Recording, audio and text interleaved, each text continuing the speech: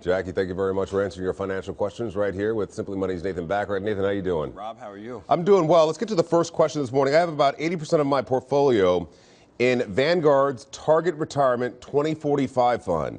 I just turned 32, but what if I don't retire in 2045? Will I still be able to invest in this fund or withdraw money from it? Let's talk about a target fund. A target fund is if you do not want to spend any time managing your money, and Sure. you want to be aggressive now when you're young, Yeah. the thing will get more conservative or have more bonds or IOUs as you get older.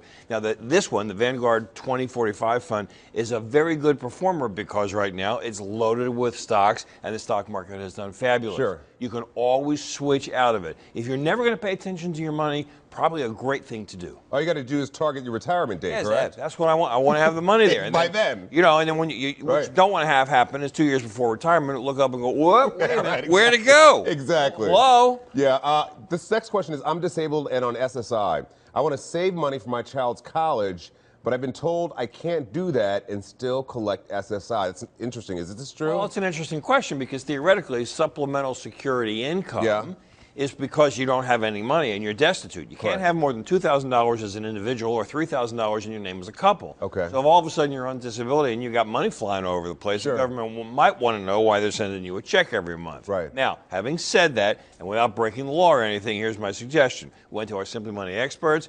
You can set up a 529 plan. It will be in the child's name, not yours. Because if it's in your name, guess what? You're going to lose your Social Security. And I love Nathan's tip every week. The tip of the week is great time of year to shop at thrift stores. Yeah, I love that suit you got over at Goodwill. Thank you. You know, I don't mess around. It's fabulous.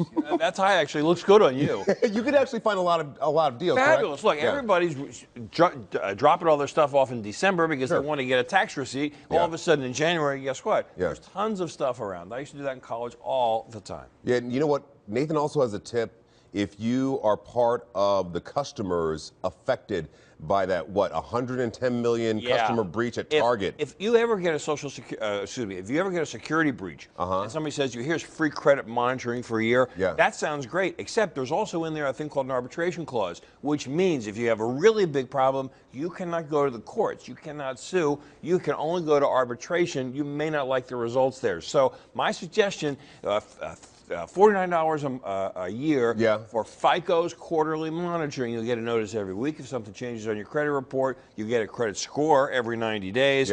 And if you never need to have a problem and go to court, there's not going to be a contract stopping you. Well, good tip there, Nathan. If you have a Simply Money question, you can just log on to our website, fox19.com, click on the Simply Money link, and you can hear Nathan 5 days a week from 6 to 7 on 55 KRC. If you don't like what he has to say, you can actually call him up. And you know how much complain to you. Well, you know the other thing is, you know how much he charges for advice? You can get it free of charge by just listening to him on the radio. Amen. That's one way to save money. Absolutely. Nathan, man, have a good weekend. Still ahead on the Fox 19.